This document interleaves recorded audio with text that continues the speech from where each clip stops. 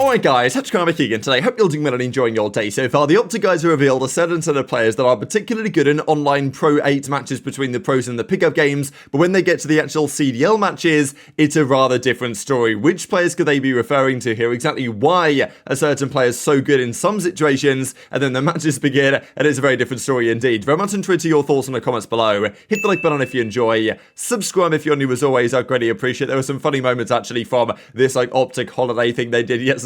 You know, they line up here right now, all of Kenny, Scump, Formal, and Karma. We've seen this happen a couple of times before. We'll also say again, I mean, every day I talk about this pretty much, and I say, surely by the time this video goes live, there'll have been some sort of announcement, but it never seems to happen. As Crone says here on Twitter yesterday, the Challenger season finished 6 months ago. The league has still not really said anything. These, of course, the World Championship winning team. We had Purge, who's now on the Vegas Legion, GodRx, of course, and Gwyn, who are both now on the Royal Ravens. And then Yeez, of course, we're still looking for his next opportunity, but yeah, we still don't know. I'm guessing it's the game battles thing that's messed this whole thing up, but it's difficult for some of these teams, as we discussed yesterday, to try and figure out who to sign, because usually we tend to find the Challenger season starts before the CDL season starts. Therefore, when the teams want to make changes, or if they just want to sign a substitute, they have a list of players that have been winning in challenges and look like the top players outside of the league. Right now, you kind of just have to guess, because you don't really know who the top players are anywhere, because, well, we simply don't even know when it's even going to start. So it's not really a great spot we find ourselves in the moment. We'll see how it goes, of course. There was also this going around over the last couple of days, all-time competitive maps, and it's been one of the big complaints about this game so far.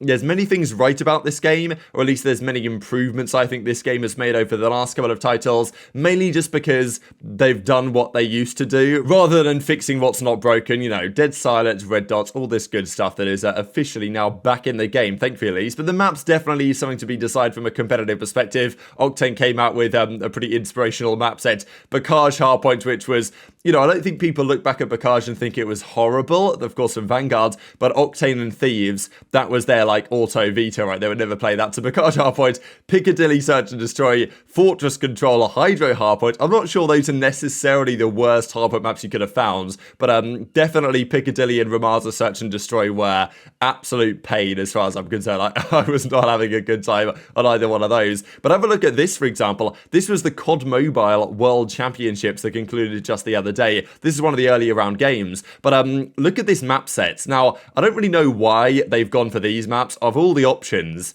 but look at the potential here. Now, I don't really know what Tunisia is. I think that's a COD Mobile specific map. I don't know if it's a remake of something, but these are the other maps. I mean, have a look at this. So they've banned out Summit and Hacienda. Of course, Summit, the original map from Black Ops 1, but it was remade multiple times. It was actually called Uplink in Black Ops 2 as a DLC map, and then they brought it back like more times than that. Of course, Black Ops 4. Summit's always been around the game. A great map. Hacienda, of course, a Black Ops 4 classic. Arsenal. Takeoff, you guys probably remember, is Stadium from Black Ops 1, but it was remade as Takeoff in Black Ops 2 as a DLC map. But all of those maps got banned, and they played Apocalypse Map 1, which is, you know, of course, that was the map that was added late into the cycle of Cold War. Not a bad map, but I don't think it's on the caliber of some of these other ones. Then Tunisia and Express were banned in Search and Destroy. The other team then banned Firing Range and Meltdown. Black Ops 2 Classic Meltdown, and then Firing Range was from Black Ops 1. They played Slums, then Search and Destroy, and then the Control, they played Crossroads Strike, which is the smaller version of Crossroads from Black Ops Cold War, and then Raid and Standoff. I mean, we're bad out of the series. So look at this map, so right, it just makes me think, come on,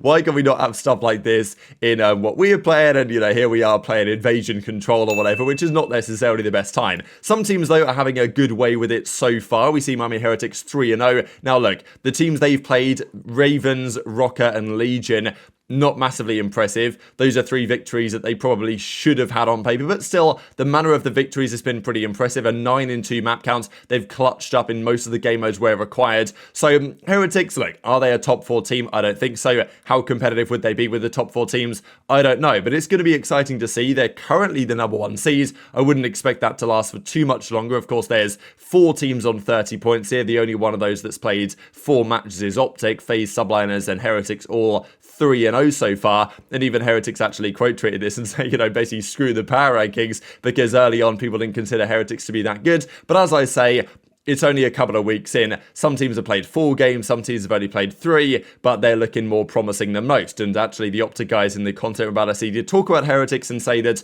you know, they're looking pretty impressive and they're difficult to play sometimes in practice because they have a different style to many of the other teams. But OpTic have played a lot of teams in scrims over the last couple of weeks, and now they've played a couple of matches as well. We've seen some relatively consistent trends. I will say also, I thought it was kind of impressive that these are the top numbers in Search and Destroy so far. Lucky, are over 3 maps played in Search, has a 1.76, kind of absurd. Capsidal has a 1.5. CleanX, Attach, you know, some other names on here. But maybe the most impressive, given the players they've played, is Shotzzy, right? He's averaging almost 10 kills a map, and he has a 1.74 Shotzzy over the first 5 maps of Search and Destroy they've played. Despite having lost a fair few of them, right? They've, okay, they won their most recent 2 Search and Destroys against Surge and against Ravens, but they lost the first 3, but Shotzzy was still kind of frying in those. So this is a bit of a consistent trend, not Shotzzy being this good, but we've known in previous seasons, Shotzzy in Search and Destroy, especially online, has been an absolute monster and super impactful. I guess it remains to be seen how long that's going to last, maybe, because you're not expecting him to have a 1.7 in Search the entire season, but also how it goes on LAN when things slow down a little bit.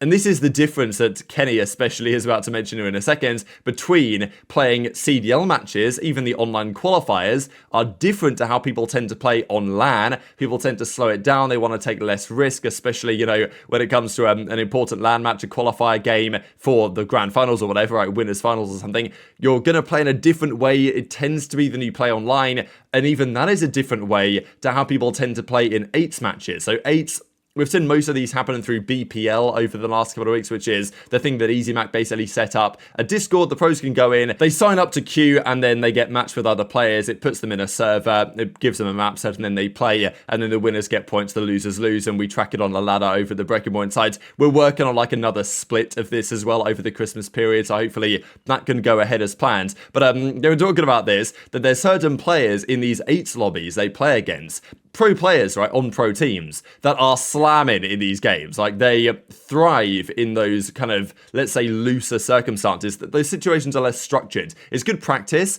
generally speaking, but we've heard players like Simp in the past and other players say that they don't like playing 8s because it's not the same as pro games. When you're not teaming with your actual team, your call-outs are different sometimes as well between the players in these situations. They call, you know, one particular cut something, you call it something else. So it's not quite the same environment as a team scrim, which are generally the best practice, or just matches, which I suppose are the best possible practice you can get, because that's what you're going to be playing in when the season starts. But generally, the pros prefer to play 8s than not to play them at all. It's still practice in a competitive setting at the end of the day, but it does play differently. It plays more loosely, you know, people go for chows more, you can get away with a bit more. I remember, like, in the early part of Black Ops 3, there was some scoreboard going around where Donnie Temper dropped 75 or 74 on a fringe hardpoint in Black Ops 3, and we never got, I think the most we ever got in a match that year was 62. So I think from like Legal or something, was it, that season? So you could get high 50s, maybe even early 60s on fringe hardpoint Black Ops 3,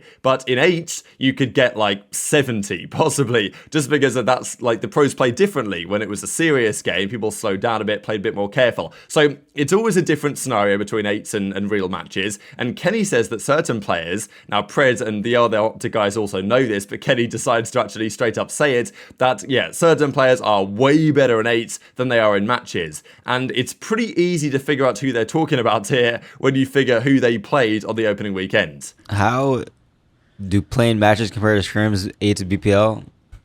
Night and day. I actually don't want to answer that question. I'll answer that. It's not even I talk about my stream all the time. I'll answer that. Night and day. People are way better in 8. People are way better in 8. I just feel bad because I feel like those players actually know who they are, though, which is why it's even worse. And like everyone knows who they are. But it's in their head at this point. It is. It's actually mental. And it's like, because they're respectfully, insane like, in 8s. I mean, it's just because, first of all, 8s, everybody got different call outs. That's why. Oh, yeah. People are calling out some crazy stuff in 8s. And people are just trying to get kills in 8s. So it's just like you played play sub base 110 to 90. You hear you hear the clock going down. That was my most. But people are like that in scrims too, though. Really? Oh yeah, you're right. You're right. He's like, Yeah. I ain't stitching, but I'm just saying, some people like that in the scrims too. Nah, 8s is just. So was there any Call of Duty that like 8s was like somewhat like how matches were played? IW maybe. Probably AW too, probably. AW? AW is played just like I'm telling you. AW is literally spawn, go get a gunfight, go get a gunfight. There's no like go block. It's literally go find somebody. Yeah, the it's jetpacks. like, yeah, Wait, it's were just- 8s popping in that game? hell yeah. Yeah, there we Yeah, go. I Like, remember Porter used to talk to me about IW8s all the time. He used to talk about like that. Porter? Yeah, they would never get off. Yeah, he was like, dude, we had a list. You missed the goal. Nikki D, Nato, 2 best in the game online. Not even trolling me. And I'm like, damn. But he loved it. He actually. There's also no way to like replicate like the pressure you get in matches. So like in scrims and AIDS, people just Wait, that's what I say about No S&D. pressure. Like, bro, when you play S&D, for example, online in like a scrim compared to S&D on LAN or just even in a match, like this, I swear S&D play like changes as the stakes like heighten. You know what I mean? I mean, even S&D8s. Yeah, like people are running it down. People are full confident. There's this guy's flanking the first 10 seconds, but then you get to land and no one's moving for a legit minute. I You literally don't hear- play people in S&D8s and You hear the crickets. I load up in the match. I'm like, they're not hitting this. They haven't hit it the whole game. It's round 10. They Yeah. haven't hit this once. Yeah, no, I'm like, legit. okay. But like, yeah, that's just how it is. I feel like when the pressure's high, everyone just starts. But that's when the game's the people fun. just start making mistakes. Yeah, And and that's I what start you just play up, overthinking. Like they get in yeah. their own head and shit. And Like people start making some faded plays. I ain't gonna lie. It's so funny that they had to listen in, and I'm like, Lamar is scamming. So this content, by the way, is absolutely fantastic, right? What OpTic have done here with this game chat, I wish other teams would do this as well. It's so simple in theory. You just get the 4 guys to, talk about stories and banter about certain things. And okay, give them each an iPad so they can bring things up and have a little bit of a list of a thing they're going to talk through. But it's just fantastic content, right? I love it every time they do an episode of this stuff. So more the merrier as far as I'm concerned. But also, this was recorded after the first weekend. So it went live, I think, yesterday on their YouTube channel. But it was not recorded after the second weekend, i.e. like yesterday. It was recorded after the first weekend. So they were talking about the New York series, talking about the Minnesota series. So given that knowledge, there's realistically only one team that Kenny can be referring to here, and that's the Minnesota Rocker. Because they've only played, at the point when Kenny said this, they'd only played 2 series. They'd played Subliners and lost to them, which are the world champions, so you don't imagine that he's talking about them, or he's talking about potentially the Minnesota Rocker, the team that they kind of slammed in their final matchup of the opening weekends. Okay, it was a 3-1, some of the maps were kind of close, they lost the Search and Destroy in round 11, but generally it was a comfortable series victory for them, and you'd imagine very shortly after that they recorded this episode. So it was clearly fresh in the boys' minds that they'd played against players that had been doing really well in 8s, and we can see some examples on screen, and then weren't doing so well in actual matches. And you can always debate exactly why that happens, but there's a couple of good examples here. I mean, Vivid and Awakening, and also Linz. I mean, it was actually quite a big talking point during the early part of BPL that the Rocker guys were frying in this. Like, okay, we don't know the stats of what like numbers Vivid has in terms of KD, but he played 40 maps of BPL, was 31 in 9. Like, Linz was 13 in 6 in the ones that he played. Awakening played quite a few as well. Okay, it was 23 and 26, but these guys were kind of known to be frying in the early part of BPL, and in those 8 lobbies, they were killing it, maybe Vivid especially. Go to a matchup, and we saw some of the stats yesterday. Apart from Linz, Awakening, Vivid, and Accuracy all have 3 of the worst 10 KDs in the league. Accuracy sitting at like a 0.78, Awakening sitting at like a 0.89, and the same with Vivid, I think. Linz has been doing pretty well so far, but yeah, definitely interesting to hear that as far as they're concerned, some players, and I think we can guess which players potentially, are just really good in certain situations and not in others. And he's probably looking at Vivid and Awakening maybe among others as an example. So will it change over time? I don't know. Team structures can be different, but yeah, like certain players, Vivid is an example of a player that this might well apply to, just because the way he plays, hyper aggressive at times, it can work out very well in an 8 situation, but in a matchup when things are slightly slower, and especially when you get to LAN, it can be a rather different story. Also wanted to mention this from Dashy talking about the internet lines of the facility. We saw just the other day that Scump's watch party was cut short because the internet kind of blacked out or whatever it was. And we know that Dashy said for some time, and even this is a talking point pre-OpTic Texas, back when it was Dallas Empire, and they were based at this facility in the heart of downtown Dallas. You guys know how it is. That they weren't happy with the internet lines. They were struggling with it sometimes. The internet was a bit dodgy there. I think they got new lines put in over the last couple of years, and now it's been better. But still, Dashy, after falling in love with the hex quarters for the last few years, and now, having to play from the HQ with the rest of the guys, you've now got potential internet issues returning. So it's a little bit interesting that they've got two internet lines at the facility. So if one's down, it should be fine. But the fact that both can go down at the same time, as Dashy says, is maybe a little bit concerning, because if they had a matchup, for example, and both internet lines are down, that could create some degree of difficulties. But I imagine they're going to fix this or get it resolved in due course. But very much intrigued your thoughts on all this stuff in the comment section below. Hit the like button if you enjoyed, subscribe if you're new, take care, and I'll see you next time.